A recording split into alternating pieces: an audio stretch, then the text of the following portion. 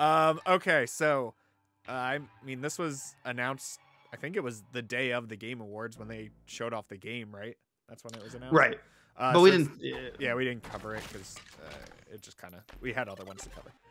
So Star Wars Jedi Survivor, the sequel to Star Wars Jedi Fallen Order, is getting a collector's edition exclusively to limited run.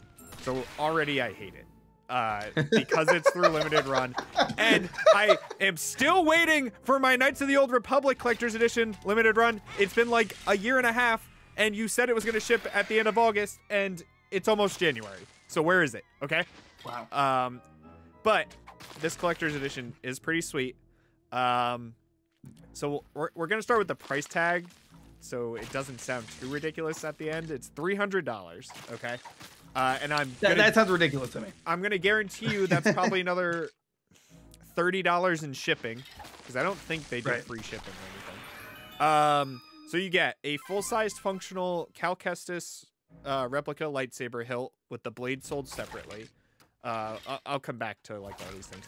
Premium magnetic box that holds the lightsaber, certificate of authenticity, official steelbook, the physical copy of the game for whatever system you need it for, and then the Obi-Wan Kenobi inspired Jedi Survival cosmetic pack, which comes with the Hermit cosmetic, the Hermit lightsaber set, and the Combustion blaster set. Okay, so let's start with the lightsaber, right? You've never like, or if you've been to Disney, you haven't been there since like the Star Wars stuff came out, right? I've never been to Disney. Okay. So at Disney, they sell like lightsabers you can go and like do this like little thing with and build it. Or you can buy replica lightsabers of like Anakin, Obi-Wan, Mace Windu, Count Dooku, whoever. So that's basically what this is. It's just one of those like replicas you can buy of a Jedi. And then you can order the blades, I believe, through Disney. They're like $20 or whatever. They're not there. It's just a piece of plastic that goes over it. Those alone, though, go anywhere from like $150 to $250.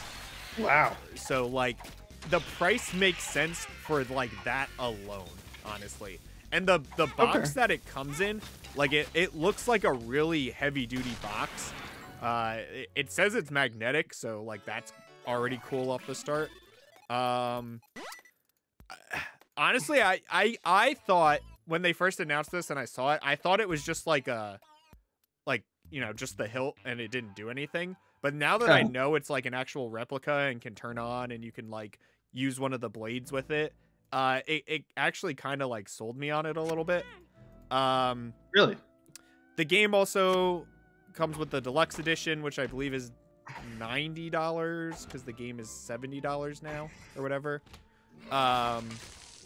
Which I think value-wise, it actually makes sense.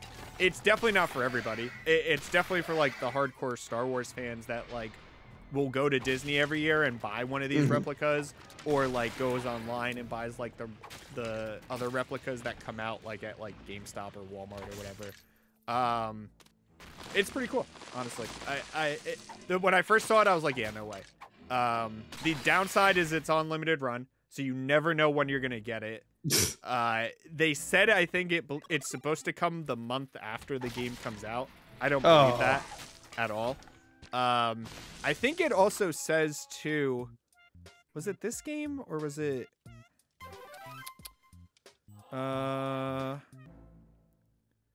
No, I think it was Dead Space. Dead Space, at least it had said you're gonna get mailed the game first, like by itself, and then you'll get the collector's edition like separately. This one I don't see it anywhere, but I kind of hope they do that if they're not expecting it to be on release day. I don't know. As a Star Wars fan, I think it's sweet. Like it doesn't come with a lot, and it's like really simple, but like it's enough that I could see the appeal there. What do you think about it? 2 questions. One, did you talk about the certificate of authenticity? I didn't like go back to it, but yeah. So it comes with a certificate of authenticity, which I think all of them do. If you buy them through Disney and stuff, they come with like, oh, this is Mace Windu's lightsaber or whoever's. So. So personally, I hate deluxe editions. I think they're stupid cash grabs that should just be pre-order bonuses. It's only EA that still does them. Every EA game has this stupid like normal, deluxe, gold edition. Every game. Right. Oh, them and Ubisoft. Sorry, I'm not letting Ubisoft get away with it. Yeah, they do it too. But yeah, like it's just those guys. Nobody else does this anymore. Or if they do it, they like make it worth it.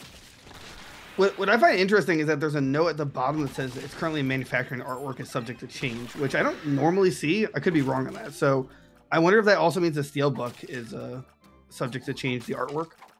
I would assume so. It's probably like the box and the. It might actually be the artwork of the actual game too. I don't know if EA like confirmed that's like the actual cover of the game, but like gotcha. Yeah, the like Steelbook and the box, I assume Limited Run has control over. So like they probably will change that, or they can change it if they want. So. I think I think it's cool that they're adding a certificate of authenticity. I don't think I've ever seen that in a collector's edition for games that I've bought. I can't remember the last time I saw a certificate of authenticity, but I'm sure they do that because of the hilt. And you said you can get them usually at Disney, but yeah. I assume because it's exclusive to the game, this is going to add an insane value to it down the road for Star Wars fans. Right. It's also like if this is the only way to ever get like Cal Kestis's like hilt, like if Disney's never going to sell it at the theme park or whatever, like it definitely adds value to that. Because I think it says it's limited to 5,000 per system. So there's right. So already it's not going to be a lot on the market, like with 3 systems: PC, PlayStation, Xbox, right? Right. I mean, unless they're counting like, oh wait, is this purely next gen? Yeah, this is only next gen. Oh, okay, so that's 3. Okay, so that's 5. So 15,000 on the market, and the PC one's already sold out, which is insane. And Xbox and PlayStation say low stock. So that makes sense. They might just say that to like, we sold one, low stock. That's it, low stock. So like, as someone who's just not a Star Wars fan in the slightest, like I have no interest in Star Wars.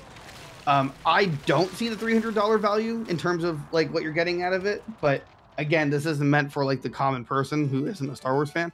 Right. So I'll trust your judgment in terms of the $300 value.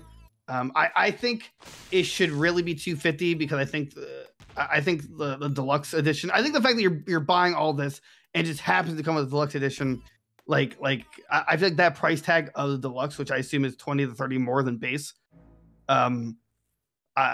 is tacked on into the final price as well. And if they remove that, I think it'd be a little sweeter to swallow. Right. Like you're getting the most expensive. Like how about we just cut off $20 to $30 because it's the deluxe edition of the game. And I'm also getting it late, presumably. Because it's almost forces you to buy 2 copies of the game if you don't want to wait that long, which most people wouldn't. Right. So, but again, this is for Star Wars fans. I guess I, as a non-Star Wars fan, would rate it like it's kind of, I guess like an 8. I don't like the price tag, but. Like from an outside view, I'm not gonna get it. No one who's a Star Wars fan is gonna get it. But and also it comes with the blade, which I think is dumb.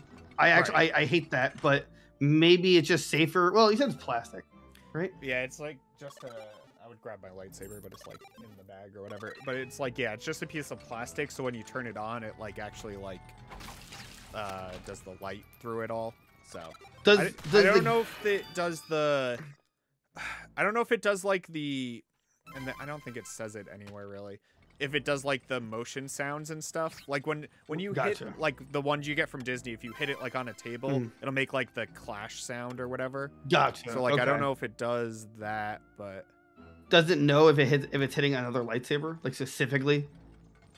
Because it had like a sword struggle versus like slicing. I think it does actually.